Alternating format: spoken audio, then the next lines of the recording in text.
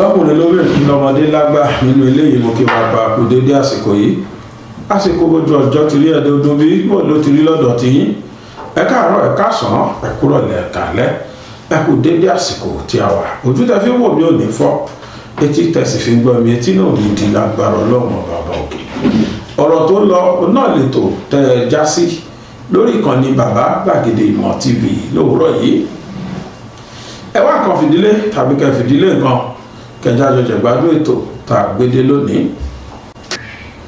Buhari yẹ kó ti la gbogbo Yorùbá lójú pé kì í ṣe ní ayé yìí ní Fúlàní tó máa ṣe olórí wa mọ́ ó yẹ kí ojú Yorùbá ti là bẹ́ẹ̀ pé kàkà kí ológìnní kàkà kí kìnìún ṣakápò ẹkùn ó kú bẹ́tà kó ní kálukú wọn ṣọdẹ wọn lọ́tọ̀ọ̀tọ̀ instead káwa tún sọ pé à ń bá Fúlàní ṣe wọ́n Nàìjíríà it's better we divide this country kẹjẹ kí Yorùbá máa bá tiwọn lọ wọn ò tí ì gbàjọba ẹwọ wọn ṣe ń pa wá tó ń gbé wa lọ nísìnyí tó tún wá plan wọn wá láwọn dé DC àwárí Yorùbá tínú ẹ̀ náà wá ń dùn tóun náà ń kakọ tó ń gapá.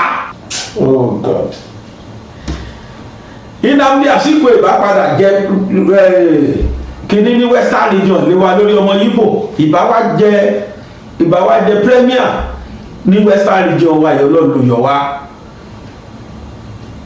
látàyè Akíntọ́lá wọ́n sì bá ọ̀rọ̀ yẹn títí wọ́n plan wọ́n lè èsì mọ́ Fúlàní débi wípé wọ́n padà f'Awólọ́wọ̀ sẹ́wọ̀n wọ́n ló fẹ́ dìtẹ̀ gbàjọba ibẹ̀ ni gbogbo preparation gbogbo activities Awólọ́wọ̀ lórí kí Yorùbá lè gbòmìnira ibẹ̀ ló mú sí wọ́n ju Awólọ́wọ̀ sẹ́wọ̀n kí ló ṣe wọ́n ní treasonable felony ìdìtẹ̀ gbàjọba nítorí wá fọ́nì jù ni pé Yorùbá ló tún jókòó bí adájọ́ táwọn ẹni bá máa ba ayé Yorùbá jẹ́ Yorùbá náà ni wọ́n máa ń tì sí Yorùbá ni wọ́n fi ṣe adájọ́ nígbà tí ìyẹn ó sọ ó ní my hands are tied wọ́n ti dè mí lọ́wọ́ o mi ò mọ tí mo lè ṣe o mo dẹ́ lẹ́wọ̀n wọ́n dáwó lọ́wọ́ lẹ́wọ̀n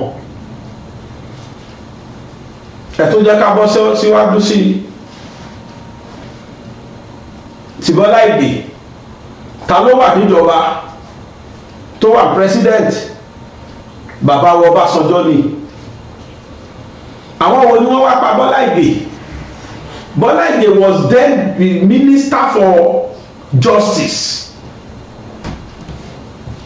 but he doesn't even himself have justice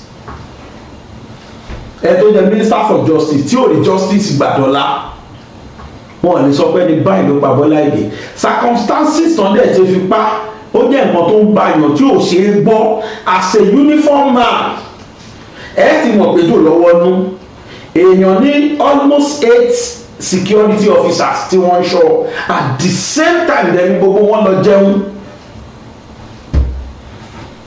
èèyàn ti rí i pé ó ní special instruction táwọn security yẹn gbà ó ní special instruction tí wọ́n gbà ní time tí wọ́n máa wá execute nǹkan tí wọ́n ní kó execute by the time tí ayé assassin máa dé wọ́n pa Bọ́lá Ìgè mọ́nú ilé all the security left their beats tí ò possible láéláé a uniform man will know that ejò lọ́wọ́ nú Yorùbá ló wà lórí oyè o nítorí wípé wọ́n ti rí pọ́wọ́ tí Bọ́lá Ìgè gbé bí Ìgbòho ni àwọn tí Bọ́lá Ìgè sọ lẹ́nu freedom Yorùbá ni ìwà tí Bọ́lá Ìgè ń hù freedom Yorùbá ni àwọn tí wọ́n bá ti ríran wípé Fúlàní ń fìyà jẹ Yorùbá kíá ni wọ́n fi wọ́n ránṣẹ́ Yorùbá láwọn òṣòṣèlú mọ́ ní tá a fẹ́ ni kí Yorùbá kúrò láàrin Fúlàní that is our own mandate n tá a béèrè nìyẹn bóyá Tinubu padà síbẹ̀ o bóyá kò padà síbẹ̀ o bóyá lọ gbé Rúfáì wá ní o bóyá we are less concerned n tá a fẹ́ o ní pé we don't want to have anything to do with this Fulanis anymore ajagunbalẹ̀ ni wọ́n they are not our family they are not our relatives we don't want to have anything to do with them again àbá wọn ní nǹkan kan kò sí tó kọ̀ wá pẹ̀lú wọn mọ́ bí mo bá wí ẹ bá ní agbẹnusọ́hùn àwọn ò ní kí ẹ o àwa Yorùbá àdídì láti bá ara wa sòdodo ọ̀rọ̀. ìlà fi mọ bá ilẹ̀kẹ̀ la fi mọ jòyè èdè wa làmì ìdánimọ̀ wà. pẹ̀lú ìgbìyànjú kéde Yorùbá kó má dohun ìgbàgbé kó má dohun àfisẹ́yìn tẹ́gun fi sọ. ọ̀mọ̀wé Gbénga Fágbọnú ti kó o jáde. dictionary Yorùbá aláwòrán kúnlẹ́kàkì òkun fọ́fọ́ láti ìbẹ̀rẹ̀ dópin ló ṣàtúpalẹ̀ àwọn ọ̀rọ̀ Yorùbá tó ta kókó pẹ̀lú àlàyé lẹ́kùnrẹ́rẹ́ látẹnu olùkọ́ àgbà. kò ṣeé mà níní fún gbogbo ọmọ Yorùbá o àgbàlagbà tàbí àwọn ọmọdé ìsẹ̀yìn. àwọn àkójọpọ̀ ọ̀rọ̀ Yorùbá tó ta kókó tó lé ní ẹgbẹ̀rún mẹ́tàlá pẹ̀lú àwọn àwòrán tí yóò mú òye ọ̀rọ̀ yéni ní kankan. dictionary Yorùbá ti wà jákèjádò ilé ìtajà àti ilé ìkàwé jákèjádò àgbáńláyé. fẹ̀yìn tẹ́ ẹ fẹ́ rà tàbí tẹ́ ẹ fẹ́ kun lẹ́kọ̀ọ́ janturu. ẹ̀yin tẹ́ wà ní United Kingdom ẹ̀jẹ̀ kò sí ìyáàfin Dorcas Amusan Fagbọnú ní 119 Little Hutton Lane Bradford BD5 OHT tàbí kẹ́ ẹ pè wọ́n sórí ẹ̀rọ ọ̀bánisọ̀rọ̀ yìí +447401222557. ẹ̀yin tẹ́ wà lórílẹ̀‐èdè Amẹ́ríkà ẹ máa pọ̀ sí ọ̀gbẹ́ni Olúwaṣọ́ṣọ́yà ní 601 Cypress Station TR Unit 510 Austin Texas tàbí kẹ́ ẹ pè wọ́n sórí ẹ̀rọ ọ̀bánisọ̀rọ̀ +175727735552. ẹ̀yin ti Yúróòpù ẹ kàn sí ìyáàfin Mary Buckner Enrichsbo Bisbo Ostergaard 324244 Angel Doggy Box City ní Sweden tàbí kẹ́ ẹ pè wọ́n sórí ẹ̀rọ ọ̀bánisọ̀rọ̀ yìí +4673832929. ẹ̀yin torílẹ̀-èdè Nàìjíríà ìrọ̀rùn ló bá dé o. ní ìpínlẹ̀ Ògùn ẹ máa kàn sí bàbá gbàgede ìmọ̀ tẹlifíṣàn tàbí ká pè wọ́n sórí ẹ̀rọ ìbánisọ̀rọ̀ yìí 08130672361. ẹ̀yin ti ìpínlẹ̀ Ọ̀yọ́ ẹ pè ọ̀mọ̀wé Victor Taiwo sórí ẹ̀rọ ìbánisọ̀rọ̀ yìí 08126923916. kò ṣeé mẹ́ni ní o fún gbogbo ọmọ Yorùbá. Let me just give a brief. Baba Akintoye is still 100% committed to self-determination struggle. Anybody tó bá jáde anywhere tó bá ní Baba Akintoye is for restructuring is a maleficent. They are just maligning our dear Baba. Baba Akintoye, since the beginning of this struggle, has never wavered. He has never changed his mind. He's 90 years old. In some few months' time, he will be 91. So I don't think Baba has anything. He doesn't need money. He doesn't need anything. If he needs money, God has blessed him. He has a lot of children. He lived so many years in the United States before he came back in 2015 and then started this struggle in 2018. So he is the prophet that God have used to open the eyes of millions of our people. Now, at 90 years old, is the same for any old person. They have their own health challenges. So Baba Akintoye is resting. I was with him on the 21st of September. So just last month, less than a month ago, I was with him. I had a conversation with him for over an hour yesterday, and his voice is very brisk, very sharp. His faculties are still there. So Baba is active. But at 90, nearly 91, you can't expect Baba to be in every meeting like he used to be all the time. So I take most of all his load, all his workload. And we've also got a deputy at home who also shares in that workload. So Baba believes in self-determination 100%. He has never wavered. Those who are saying restructuring, which I'm going to explain today, what restructuring really means, why restructuring is a lie. Those people who say there are politicians in YSDM. Now, there are some few people when we started self-determination. What happened with a lot of people came in, they didn't even want us to identify as self-determination. They told us to be a socio-cultural group. And we said, if you want to party, go to, there are so many parties. You don't even need an organization to party. This is a serious-minded business. It's a ògbénu omi ríran tẹja ògbólógbé gúngún ní dún tàbàntàbà nínú aṣọ ògbólógbò oníṣègùn ìbílẹ̀ kan bẹ nílẹ̀ Yorùbá tọmọ tì fún tẹ̀dọ̀ ewé àti olóyè máyégún adífá bí ẹni wẹjú aníkúlápó agbọ́sẹsẹ fámọlé agbẹ́ǹkùlé mọye olùtọ́wù ogun àìrọ́mọbí ní tiẹ̀ ní ogun àìrálàánú ló ń bá ayé rẹ̀ wọ̀dì mú àrùn ọjọ́ pípẹ́ ló ń bá ọwọ́ jàǹkadì káṣiṣẹ́ bí erin jẹ̀jẹ̀ ìlérí ogun àmúbọ̀ ọkọ àmúbọ̀ aya ní tiẹ̀ ní tàbí ogun afinisẹ̀sìn níwájú olóore èyíkéyìí ogun tàbí àìsàn tó máa ń bá ayé rẹ̀ jà tètè máa bọ̀ wá sọ́dọ̀ olóyè máyégún adífábí ẹni wẹjú abólórí bẹ̀rí abániyẹ̀ràwọ̀ ẹni wò aníkúlápó àgbàlagbà ọ̀jìmì tó mọ orúkọ tí wọ́n ń pe àwọn ìyá mi àgbà fún àyẹ̀wò tàbí ìmọ̀ràn ẹ pè sórí nọ́mbà yìí 08023940939 08023940939 báṣẹ́ bá mú mi àjò dànù bí gèrè bá mú mi àjò dànù tilé tọ̀nà la fi ń jolóńgìní tètè máa bọ̀ wá sọ́dọ̀ olóyè máyégún adífábí ẹni wẹjú kógun ayé rẹ̀ ó dà fíẹ́yìn. And when we get to the end of our struggle, it is the rebirth of a new nation. Tí n bá pè àkíyèsí yín, in 2022, Sri Lanka, the Rajapaksa, they never expected that something would happen and they would be toppled. The president was Rajapaksa, the parliament, the military, and every sector, even the finance sector in that country was them. What is happening today? The president is Tinubu, the daughter is market leader, the son is planning to be governor. So the family is happy that they are the one owning Nigeria at the moment. What happened to the Rajapaksa? The populace sacked them unexpectedly and they had to flee from the country.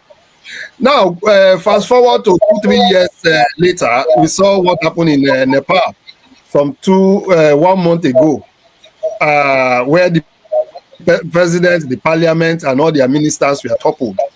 Even as we speak, there is military coup on their way in Madagascar, as we speak presently. So anybody that is holding power and is not looking at benefiting the people who should benefit from it should know that their days are numbered in Africa. Not that we are inviting the military, but this era with communication and information flying about, this generation has more information in their hand that our parents did not have. So government of the day need to be very careful. They need to understand the needs of our people. So ibi tá dé lẹ́ni gẹ́gẹ́ bí olóòtú wa ṣe béèrè lọ́wọ́ wa, we are in a very strong position that I can say. Adẹ̀tí ń súnmọ́ self-determination, the end of our self-determination struggle.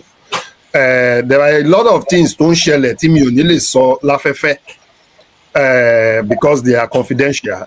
Mi ò ní lè sọ láfẹ́fẹ́, but mo fẹ́ fi dá wa lójú pé mẹ́wàá ń lọ, iṣẹ́ ń lọ.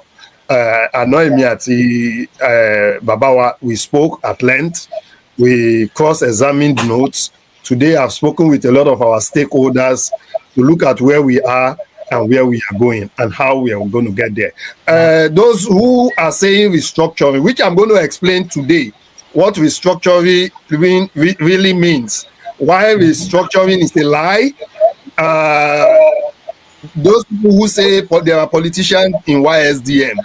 Now, there are some few people when we started self-determination. What happened with a lot of people came in, they didn't even want us to identify as self-determination. They told us to be a socio-cultural group. And we said, if you want to party, go to, there are so many parties. You don't even need an organization to party. This is a serious-minded business. It's a serious matter, serious issue. It is a matter of life and death. Because you're talking of the millions of people who have no hope, who do not know their left from their right. So they require guidance and assistance. So these people came in with the fact that, yes, we believe in what you believe in. Exactly. But at the same time is the true test of a man's nature. So with the passage of time, we've come to realize that these people, they say, but they don't walk the talk. And so when the heat got hot in the kitchen, their true nature began to unravel. And they go out and began to say, oh, restructuring. It is not peculiar to YSDM. It is not peculiar to the Yoruba people. Even in China, when they were fighting for their own People's Republic of China, it happened. So it's going to happen everywhere. You will see people who will join you, who will defect. They want position, they don't get it. They would leave. They will start maligning organization, maligning people. That is their nature. So don't expect that it is going to be a linear curve to just get Yoruba nation. But I believe that the true believers of self-determination, who are working day and night, who are spending their money, who are spending their time, they will come to understand that it is only a few just people who will not tell you A is B or B is A that would stay the course until we get to the promised land. Eshegon.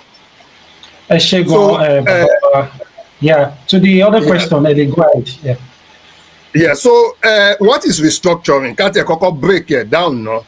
And then before we go into self-determination. Now, self-determination, kilo be self-determination. 1945, after the Second World War, the World War, before they get their independent nation. So let us create an avenue for them to seek their own independent nation according to if they believe in it. That was when many nations, especially in Africa, they started asking for, okay, can we get governance? And the British, the French, the Belgians, the Spanish, that were having all these colonies, started giving people the opportunity to seek their own nation. And what vehicle will they use? It was self-determination. That is why it is the first article in the charter. Article 1, Charter 1, Article 2, the right to self-determination. If you have a distinct boundary, which we have, if you have a distinct language, which we have, if you have an identifiable landmass, and you have a sizable people, and you have a unique culture.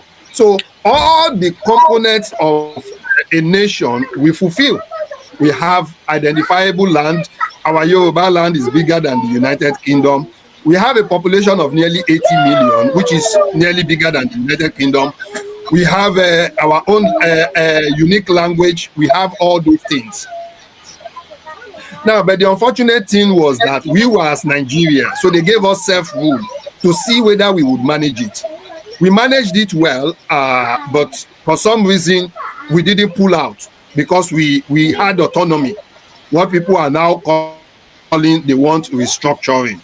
So we had our own autonomy.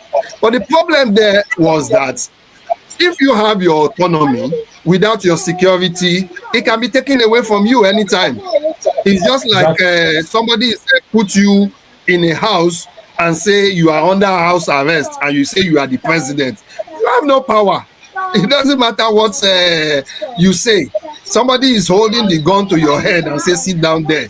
And you are saying you are the president. You can't be the president when somebody is holding a gun to your head. So when we had Western Nigeria, now that 1951, we started it, the elections, and in 1952, after the march passing constitution, up until 1957. And then we said, should we go alone or should we go with Nigeria? The leaders then, in their own wisdom, thought, okay, we've been managing as Nigeria, let's go with Nigeria, which was not the wisest of decision. But then they had the conference in London in 1957, and in 1959 there was elections, and in 1960 Nigeria got independence. Now you fast forward to 1966. In 1962, even before then, the British knew that that election was rigged, and they can't rig the 1964 elections. So by 1962, Baba Awolowo was arrested. 1963, there was riot everywhere, 64, 65. And then in 66, the military broke in. When the military broke in 1966, the I wouldn't go too much into what it was and what it wasn't. And then in January, in May, Nigeria was now moved to a unitary country, which never happened from 1900. From 1900 to 1966 May, it never happened. Nigeria was not one country. People look at Nigeria and think Nigeria is one country. It was never one country, because the north was different from the south. The northern administration was different from the southern administration. Now, in 1966, after that May, and the promulgation of the Decree 24 of May 1966, that was when they made Nigeria into one Nigeria, and that was that Decree 24 of 1966 May. That decree lobby the counter coup in July 1966, and that coup of 1966 July was termed Araba. Araba is a Hausa word which means boundary or secession. So if I'm breaking away from you, the Hausa, they've got a word that they call Mararaba. Mararaba is a borderland. So when they did that coup, they termed it secession coup. Muritala, who was the orchestrator of that coup, readied 200 planes in Muritala International Airport today. It wasn't then. And say the North from today broke up from Nigeria. Àwọn Yoruba wa no, don't go. Abi, you have power now. We can live together. Let's continue. And so they continued. And that caused Odumegu Ojukwu to say, no, we cannot become one Nigeria. We need to restructure. They went to Ghana to have a negotiation. It was a hectic negotiation, which we know as Aburi Accord. In that Aburi Accord, they decided that Nigeria should go back to what it used to be, which is the regions. Because, mind you, Gowon was going to create 12 states, which he did in July 1967. So 1 year after the coup. And that creation of that 12 states was what led to the Nigerian Civil War. So Ojukwu wanted restructuring for us to go back to the pre-agreed plan of 1957, which we used in getting into Nigeria. Gowon created 12 states, which led to the war. So that was when restructuring died a final death. So that war lasted for 3 years, 1970, and all the rest. Now, then in 12 states, one created 21 states, one created 30 states, one created 36 states. Now you are now telling me that Nigeria will be restructured. I can bet you that the best that any president in Nigeria can do is to create more states. They can never restructure Nigeria. So if anybody come, restructuring cannot sell anymore, they now turn into regionalism, which is still the same thing. We've countered it that regionalism is the same thing as restructuring. They say it is Western Nigeria. For heaven's sake, why are you taking us to 1955, 1956 when we are in 2021? We are going forward. The only solution for Nigeria is the solution. And the only solution for the Yoruba people is to have their own nation. Have your borders controlled, have your military controlled by the Yoruba, have your security controlled. Other than that, anybody to bank pay restructuring, they know it is dead on arrival. The politicians will just be laughing at you that, look at these ignorant people. The only thing that can save Nigeria now is a sovereign national conference. We had the last one in 1957. Maybe a new one will happen in 2027. Maybe a new one will happen in 2026. I don't know. But if that would not happen, then Nigeria may just one day katakata don't boss. But other than that, so anybody who is still tinkering with the idea of restructuring, or Baba Akintoye does not believe in self-determination, is restructuring. Tinubu cannot restructure Nigeria. Let us not deceive ourselves. If Tinubu spends 8 years or 12 years or 6, he cannot restructure Nigeria. The only thing that can happen to Nigeria is dissolution or destruction. If Nigeria does not want to break in peace, then they should be ready when the people become so fed up, which they are now. We are seeing that more and more people are fed up with their government. Kenya rose against their government.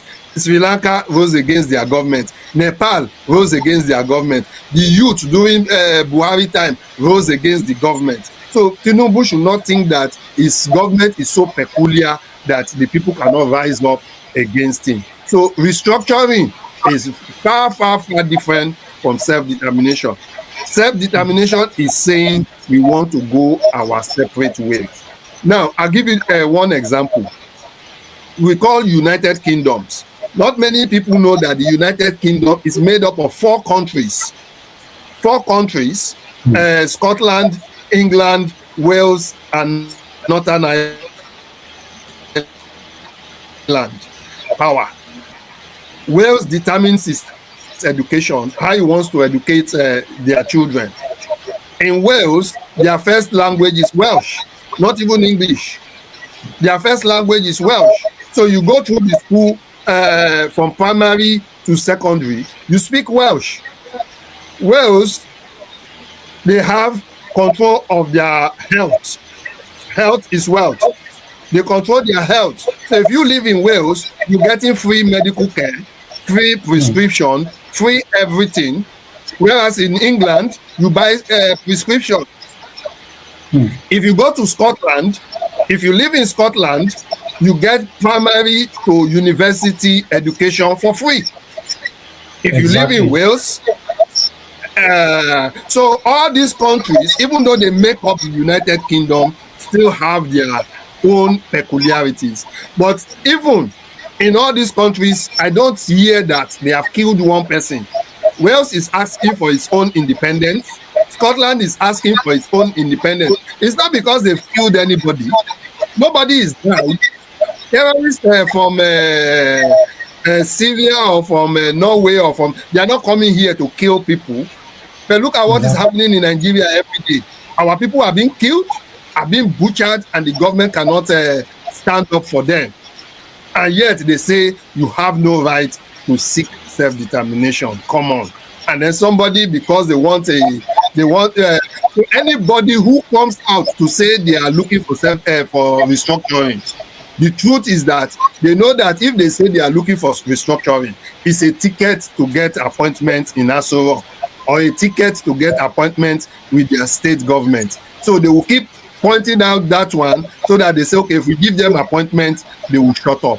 Anybody who comes out to say they believe in restructuring of Nigeria or they believe in one Nigeria, go and tell them I say they are thieves and what they are looking for is political appointments. End of story. ṣọ̀wọ́n láàárín ajénímù ní pẹ́kọ̀rọ̀ ọ̀rọ̀ èmi kan láfikún pẹ̀lú nǹkan tí wọ́n sọ ni mo gbọ́ díẹ̀ nìkan tó sọ nígbà tí n tó wọlé wípé kò sí bàbá sọ wípé a fẹ́ ṣe restructuring kò lè possible ni pẹ̀lú àwọn Fúlàní bàbá tiẹ̀ ní lọ́kàn tá fẹ́ ṣe àwọn Fúlàní ò ní jẹ́ ó ṣeé ṣe ẹlẹ́rù kì í fẹ́ fi ẹrú ẹ̀ sílẹ̀ so pátápátá là ń fọ́jú kúmọkúmọ là ń dẹ́tẹ̀ ojú àfọ́fọ́ tán ìjà ló ń dálẹ̀ mo mọ̀ wípé ẹ má bínú pé mo pa owó yẹn forí mo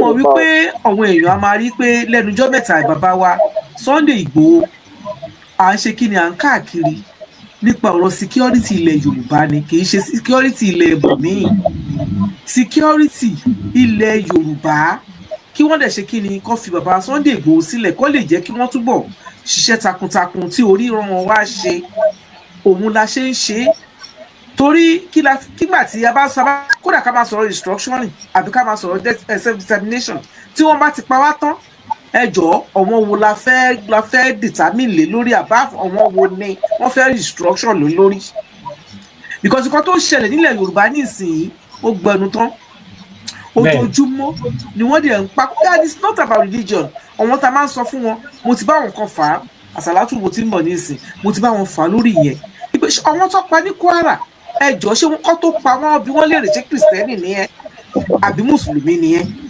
mùsùlùmí ló dẹ̀ pọ̀ jù wọn tó pa ní Kwara yẹn mùsùlùmí ló pọ̀ jù nínú wọn so it's not about religion it's about pé wọ́n fẹ́ take over it's about pé wọ́n fẹ́ gbalẹ̀ wa àwa ni ká wá sọ ṣòkòtò ká sọ fún wọn pé wọn ò tó bẹ́ẹ̀.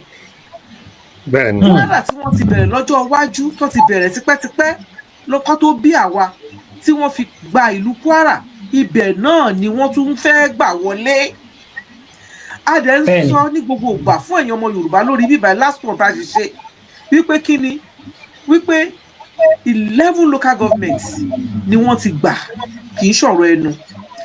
níbi àsàlátù tí mo wọlé lénìí even ní Kogi etí mi kún ni débi pé àwọn tí wọ́n ń bi mí léèrè pé ẹjọ́ a fẹ́ bá yín ṣe Yorùbá nation tẹ́ ẹ̀ ń ṣe yẹn mo ní ó ti ń jáde orí lójú. ó ti ń yé wọn ó ti ń yé wọn sí. because àìmọye wọn ọ̀tá ló fẹ́ mú mi ní àsàlátù lẹ́nu mo mọ̀ kí wọ́n máa wò ó tí mo ṣe ń gbọ́ nígbà tó lọ ń gbàdúrà fún àwọn ọmọ October mo bá nawọ́ mi sókè. alájàṣe ẹni mo ní bẹ́ẹ̀ ni Sunday Igboho ọmọ October ni ẹ bá wa ṣàdúrà fóun náà tó ló ń ṣiṣẹ́ nílẹ̀ Yorùbá yìí tó máa búsẹ̀rì yìí tó máa ní yes òótọ́ ni o kinní kan wọ́n ń yé wa bọ̀ ó kọ wọ́n kan kò yé wọn tí àwa tá a bá wà ní mọ́ṣáláṣí àtàtàbà tá a wà ní church tí a bá lè sọrú nǹkan bẹ́ẹ̀ yẹn nínú àwùjọ wa ẹ jẹ́ ká máa sọ fún wọn anyway àtàbá wà ẹ má jẹ́ kí ojú máa tì yín láti sọ wípé mo fọwọ́ sọ̀yà pé ọmọ Yorùbá ògidì ni mí mo dẹ̀ fẹ́ gba nation mi mo fẹ́ kúrò lóko ẹrú mo dẹ̀ ń sọ fún àwọn tá a wà lájò ẹ má lérò yìí pé ibi tẹ́ ẹ wà yìí ẹ comfortable níbẹ̀ no kíní kan ṣẹlẹ̀ ní ìsìn ní UK mo sọ ní last program náà àwọn flag tí wọ́n ń tò káàkiri yẹn mi ìmọ̀ bóyá mr mọ́lá bóyá ẹ̀mọ́ nǹkan tí mò ń sọ yìí wọ́n sọ fún ọkọ̀ territory ọ̀wọ́n ni they don't want ọ̀wọ́n àjòdì níbẹ̀ ọ̀wọ́n ò fẹ́ blacks níbẹ̀ ni tí àlejò bá dẹ̀ ti ń fi àparí tó bá ti fi ń wọn àlejò àti onílé bá fi ń fi àparí bá fi ń wọn àlejò ó ń sọ fún ọ pé òwe ilé tó lọ nìyẹn ìgbà tí wọ́n bá bẹ̀ sí ni wá lára nílùú tiwọn láìṣẹ̀ láìrò níbo la fẹ́ dé sí lẹ́yìn tẹ́ ẹ̀ kún wa tá a máa ní kẹ́ ẹ kún wa tẹ́ ẹ máa sọ pé it's about Muslim, it's about this one, it's about that one. You will have something to say. It's not about religion, it's not about ethnics, it's not about kosin kakatowa about it's about the land. They want to take what belongs to us. Owa dika dide ká sọ tóbi ká sọ ṣòkòtò wa kí a wá ẹni kúnra pé ilẹ̀ wa ò ẹ̀ ní gbà torí tí a bá sọ pé ibi la wà ìjọ tó bá di wípé kìràkìtà wípé ó yá àìmọye ṣé bá wàá sọ pé a ní kinní kan a níwèé wọn lọ́wọ́ ní ìsìn ó ṣeé ṣe kọ́ ní àwọn tí wọn ò níwèé tó ò níwèé wọn lọ́wọ́ ó yá. nígbà àwọn tó níwèé ń sìn wọ́n gba ìwé lọ́wọ́ wọn. bẹ́ẹ̀ni tó bá wà ní ìfẹ́ dé sí o torí mo ti rẹ́ni tó sọ wípé kò sí nǹkan tó fẹ́ lọ ṣe Nàìjíríà yín yẹn yes kò sí nǹkan tó fẹ́ lọ ṣe Nàìjíríà yín yẹn torí pé Nigeria belongs to them Yoruba nation is Yoruba Oòduà belongs to us. ọmọ Yorùbá ni mí. ọmọ Yorùbá ògidì ni mí. So let's be proud of our Yoruba and be able to say it. Ibi tí mi bá wà wọ́n mọ̀ mí níbi iṣẹ́ wọ́n dẹ̀ mọ̀ mí láwùjọ gbogbo ibi tí mi bá wà ní. I've got less friends because of Yoruba nation. I don't care. Ẹ tún fẹ́ bá mi ṣe kó bá mi ṣe. Ẹ tún fẹ́ bá mi ṣe kó dúró lórí ọwọ́ ẹ̀. Táwọn èèyàn bá tẹ̀ bẹ̀rẹ̀ pé níbo ni mo ti wá. Yorùbá mo máa ń sọ fún pé Yorùbá mo ti wá. Wọ́n ní where is that? Mo ní go to Google. Of course. Okay, mami. Moving on back. Ọ̀rọ̀ Kẹ́mi kí ló bọ́ọ̀kì náà kàbí kí ló orúkọ ẹ̀ ń bíbá ìtàn tó wà ní MP wa ní kinní bí we were talking about that pé ṣó tán ó ti yọ sílẹ̀ fún nítorí pé ó sọ pé òun ò bá Nàìjíríà ṣe mo ní nǹkan tó ń sọ ni pé òun ò bọ́ wọn apààyàn ṣe àwọn Fúlàní tó ń pààyàn pé òun Yorùbá lòun mo ní I said the same thing pé Yorùbá ni mí because ojú ń tìyàn ní ti pẹ̀lú ìwà burúkú tí ó wà lọ́wọ́ wọn tó dẹ̀ ń pè wá tó ń pè wá lólè tá à ń gbọ́mọ ẹran jó ń bẹ̀ yẹn gbogbo ayé náà wọ̀ pé wọ́n ti label as terrorists ní Nàìjíríà lórí kíni lórí àwọn tí ìjọba Nàìjíríà ò lè kápá ẹ̀ tí wọn ò lè kápá ẹ̀ tí wọ́n dẹ̀ ń pa wọ́n tó ń pa ọmọ Nàìjíríà lógúnlọ́gbọ̀n lójoojúmọ́ tó bá máa para wọn ní náà tí kò dúró síbẹ̀ kò para wọn gàǹbà nípa Fúlàní kò lẹ́jọ́ nú àwọn parents wa ti ń sọ lọ́jọ́ tó ti pẹ́ kó má gbé wá sílẹ̀ Yorùbá ibi tó bá ti bú yẹn kó fi lẹ̀ ẹ má bínú tí bá ti ń sọ̀rọ̀ yẹn omi máa ń lọ sókè. I will first start from why we are not on the same page, all of us. In the way Yoruba is designed, like you mentioned, our level of education and exposure, because like that from coming memorial, we are never on the same page. Because ideas keeps coming in and to share ideas together, they do on one follow around. I'll limit only another idea, one follow around. It has always been like that. My Yoruba habit is very poor. Only people go to the police because we don't sleep on the same side of the bed or the side of the room. We don't sleep on the look at but differently. And the advantage of it is that between operation power, those ideas can now be seen and grow together and to make a better thing. I mean, to make a better ways of solving issues. So we cannot all. It's even dangerous once you quote unquote for everybody to agree on the particular thing because perspective ni àti ìbáraẹni nǹkan ó láti yàtọ̀ once in a while. So bí o ṣe rí ní secondly a rí pé àwọn politicians wa àti àwọn elite wa a rí pé they are not really showing enough. I don't want to say they are not doing anything at all, but they're not showing enough understanding about self-determination campaign. Most of them are clamoring for one idea. Why? Because Nigeria is a country part of Nigeria. Their politicians get money because of their greed, because of their selfishness. They are not looking at the benefit for the whole. Our people are going through difficult situation right now. Unfortunately, our politicians were just campaign. What they are doing right now is to wait for 2026 and flag up their campaign and hand out peanuts to our people who are already famished, hungry. They have been beaten. We are already down. So politics tó fẹ́ lọ ṣe yẹn owó tó máa make ń bẹ̀ ló wà lójú wọn not kí ni benefit politics fáwọn èèyàn mi kí ni benefit fún ìran Yorùbá ṣé dúró sí Nàìjíríà ó pé wa ni àbí kò pé wa but tí wọ́n lọ ń wò báwo ti ẹbí wọn nìkan ló máa ń wò wọn ò wo ọjọ́ ọ̀la Yorùbá ọjọ́ ọ̀la tí wọn ìyàwó wọn bóyá family wọn nìkan ló ń wò political gain political benefit immediate gain wọn nìkan ló ń wò ọ̀kan wò pé níbo ni ìran Yorùbá máa wà in the next 5 years wọn project they only project for their pockets and about themselves they don't project for ibi tí Yorùbá wà lónìí for example for one program I was saying the same thing ẹ̀wù tí ilẹ̀ Yorùbá wà tẹ́lẹ̀tẹ́lẹ̀ nísìn ìgbà táwọn ń dàgbà nígbà yẹn káyọ̀ àníkùn òrí Yorùbá kó máa gbé abọ́ agbé kó máa ṣàgbé káàkiri àwọn máa tọ́ ṣàgbé àwọn ọmọ nìjẹ́ yẹn those days wọn wá tìkì wọn máa lé lẹ́kọ̀ọ́ àwọn àfàlẹ́ láṣọ ni àwọn ni ọdún àbára àwọn tó bá láti north tó máa ń ṣe bára but Yorùbá lè rí ọmọ Yorùbá kó máa gbé agbé níbi báyìí sìn àwọn ọmọ Yorùbá ti ń ṣàgbé.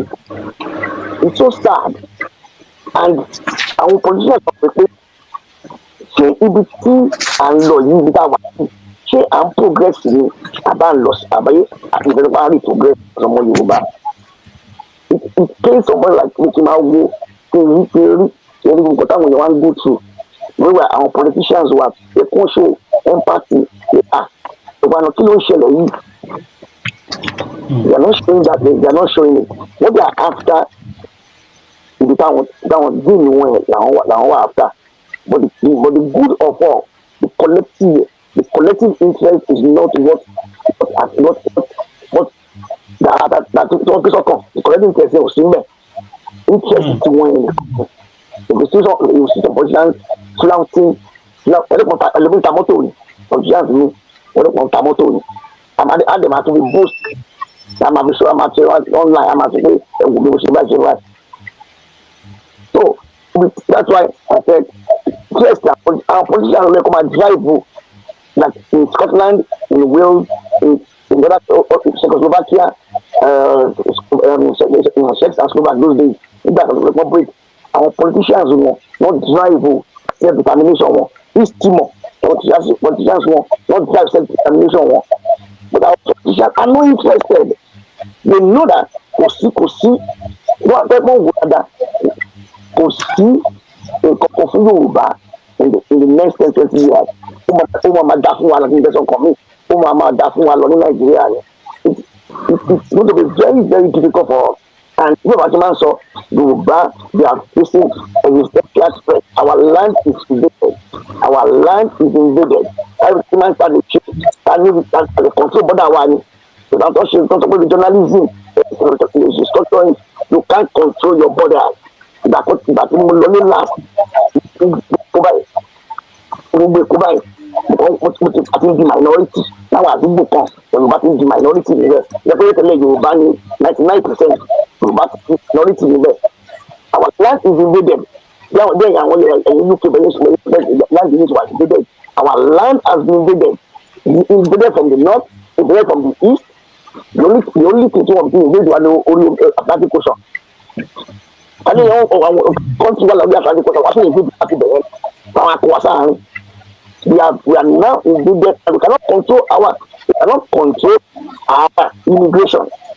It's not possible because of Nigeria. The structure, the infrastructure in Yoruba land is being pressed hard because of our influx of non-Nigerians and Nigerian terrorists coming in every day.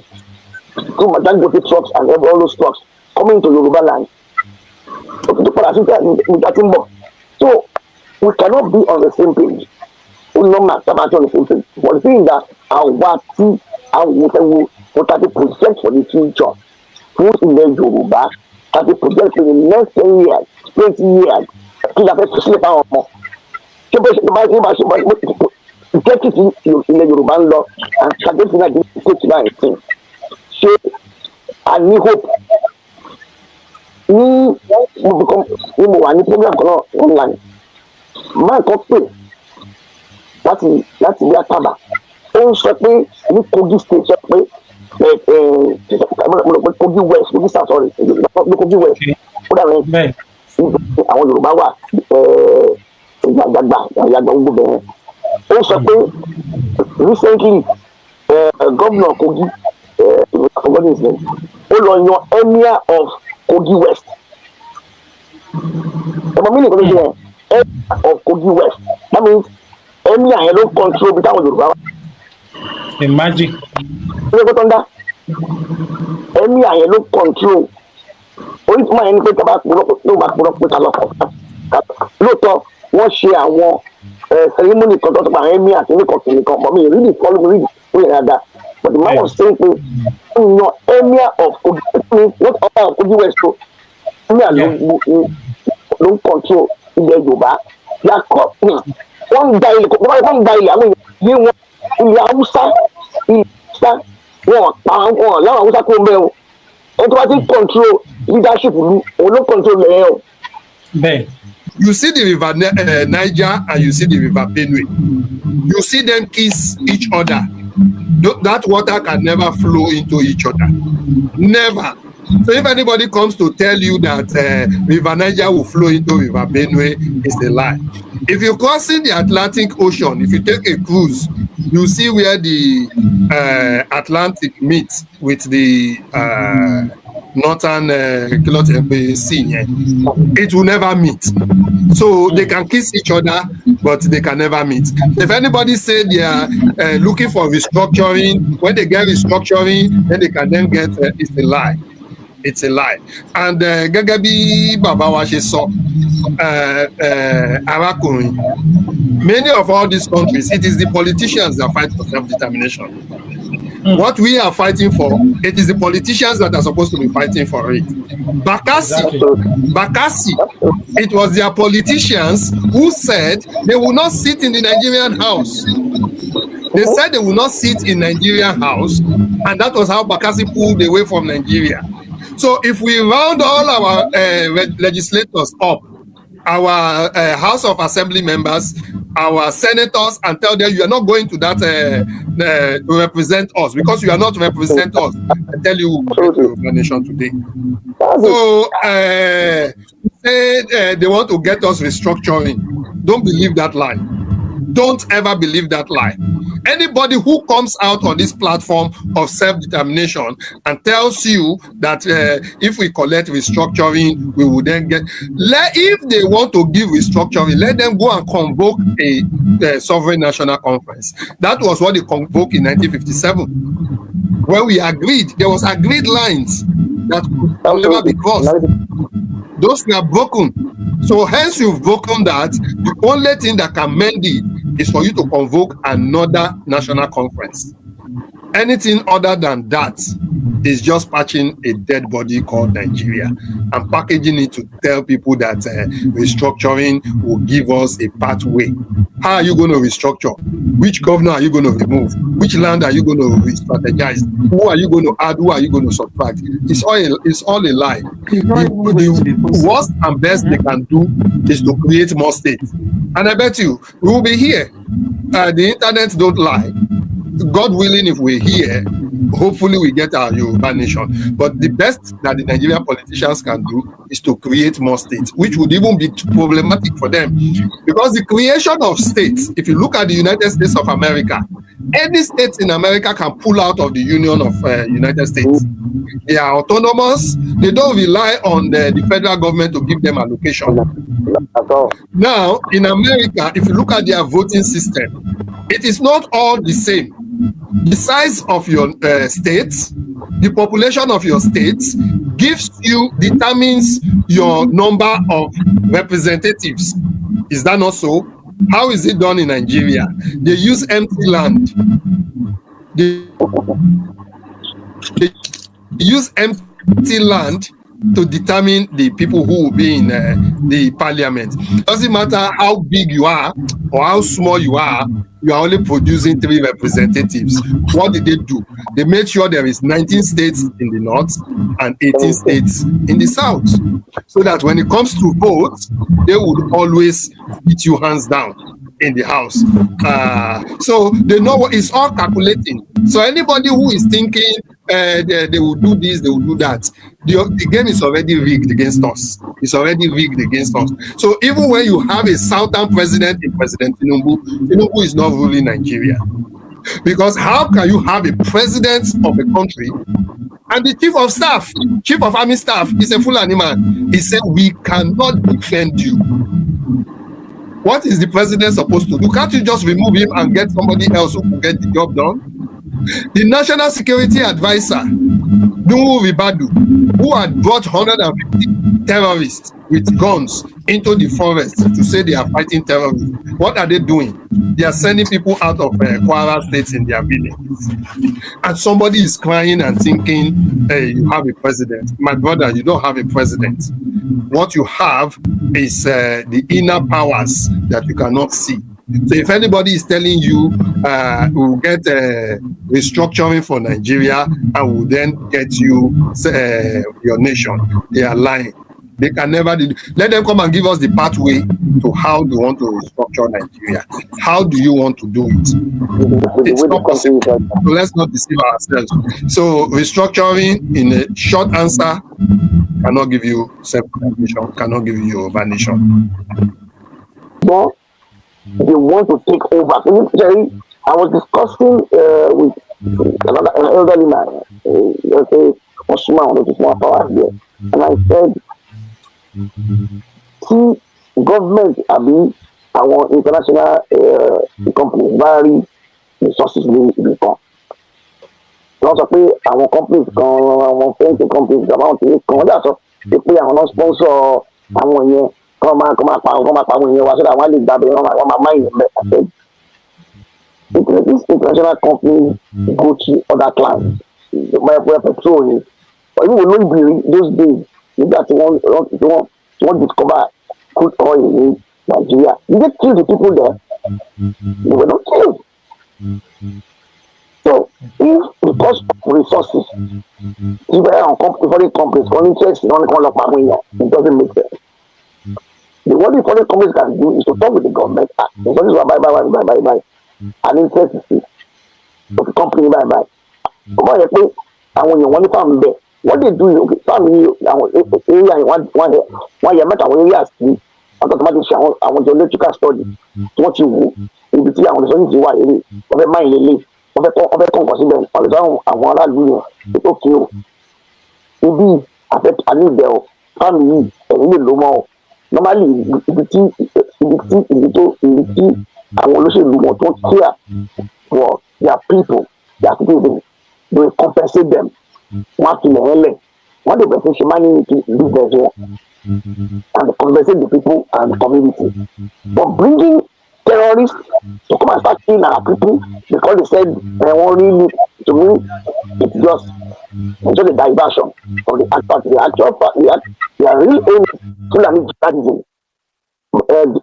General Danjuma ó ti sọ fún wa it's Fulani jihadism not gbébọn òun ló débẹ̀ yẹn so unfortunately àwọn èèyàn wa wọn mọ̀ pé inú ogun la wà I been saying it. What time is that number? The opportunity is it's called an undeclared war. And when we pay nítorí wọn tí come out the bomb, come out the clinic Ogun starts from our farming community. You know, she wọ́n bẹ̀rẹ̀ sí apart farming communities wa. Oúnjẹ wọn ògàngán ègbò Ìbàràpá ibi tí oúnjẹ wa ti máa ń pàdé wájú sí nìyẹn. Wọ́n attack àti Kwara wọ́n attack our farming communities yẹn díẹ̀ killing our people taking over our land àwọn farmers wa wọ́n ní lọ sóko mọ́ oúnjẹ bẹ̀rẹ̀ sí scarcity of food so our agricultural economy was attacked and considered being attacked ó kọ́ sóúnjẹ ó kọ́ ní àwọn èèyàn wa they are weakened. Two, they are now starting to take us kidnap our people asking for ransom. Ọdẹ mọ̀ pé kéyìn tí ò lọ sóko tí ò ní nǹkan tà tí ò lówó lọ́wọ́ báwo ló fẹ́ rèézò owó láti lọ gba àwọn tó bá kidnap àwọn tó bá ti pa àwọn tó kidnap àwọn kan lọ wọn ní kó lọ gba 100 million wa. Àti wọ́n ṣe sáré káàkiri máa dáwọ́ káàkiri to save our people from their hell. Now what they are doing is moral. They are morally weakening us. So ogun la wà àwọn èèyàn wa ọmọ ogun ni wọn sọ pé wọn lánàá mo sọ pé I was explaining to them I said we are in a war but our people don't understand many strategies of carrying out a war we want to do bomb when our people are being killed when our lands are being are being taken over it's a war and they are taking over our land and they are moving down south now. What are we supposed to do? We can't put our DSS director software. Go and defend yourself. In Ghana, high time. Come on, Obama, ogun la wà. Ayé ogun la wà. Ogun ti yẹ ti ń bọ̀ díẹ̀. Now, maybe with this Kwara and Kogi are going through tough times. But Kogi people are going through very tough time right now. All the Yoruba communities in that southern sphere of the central of North Central, they are going through attack. That's why it was one of the emir of Kogi West. So that most of you are when but how people so we must understand that there is a war going on. It's called an undeclared war. Wọ́n ti declare àwọn pé àti àbáyéjagun wọ́n declare. So ìkọ́tàmátà wọ̀nyí wọn láti ṣe náà ni pé we have to organize ourselves. Ìkọ́ tó ní kálukú bá lè ṣe àwọn different security agencies wa local àwọn hunters wa àwọn they must synergize together and see how to ward off these people. With the Nigerian government can also assist whether with the army, which we don't know whether they are going to assist, or with the security agency work together if possible and make sure that these people are sent back to where they come from. But we must understand that we are in a war. We get ourselves prepared. We must get ourselves prepared, start to strategize, we need to apply war strategy. This is the time. We have a war strategy of defending our land. Ọmọ Yorùbá ẹ jí gìrì. Ẹ jẹ́ ká gba òmìnira tiwa. Ọmọ Yorùbá ẹ jí gìrì. Ẹ jẹ́ ká gba òmìnira tiwa. Òmìnira ni Yorùbá fẹ́ o nílẹ̀ bàbá wa. Òmìnira ni Yorùbá fẹ́ o nílẹ̀ bàbá wa. Ọmọ aláṣọ ò gbọ́dọ̀ wá kísà, ọmọ ẹlẹ́ran ò gbọ́dọ̀ jẹ́gun. Ọmọ Yorùbá ẹ jí gìrì. Ẹ jẹ́ ká gba òmìnira tiwa. Ọmọ Yorùbá ẹ jí gìrì. Ẹ jẹ́ ká gba òmìnira tiwa. Òmìnira ni Yorùbá fẹ́ o nílẹ̀ bàbá wa. Òmìnira ni Yorùbá fẹ́ o nílẹ̀ bàbá wa. Ọmọ aláṣọ ò gbọ́dọ̀ wá kísà, ọmọ ẹlẹ́ran ò gbọ́dọ̀ jẹ́gun. Ẹ̀yin àgbààgbà ilẹ̀ Oòduà. Ẹ jẹ́ ká forí korí. Gbogbo ọ̀dọ́ ilẹ̀ bàbá wa. Ẹ jẹ́ ká fọwọ́sowọ́pọ̀. Lọ́mọdé làgbà lóbìnrin lọ́kùnrin òmìnira la fẹ́. Ọmọ Oòduà kí lẹ fẹ́ o. Yorùbá nation ni o. Gbàgede Ìmọ̀ TV, Gbàgede Ìmọ̀ TV, níbi wọ́n ti ń dábìí ẹ̀dùn tí wọ́n ń rọ̀ bí o. Gbàgede Ìmọ̀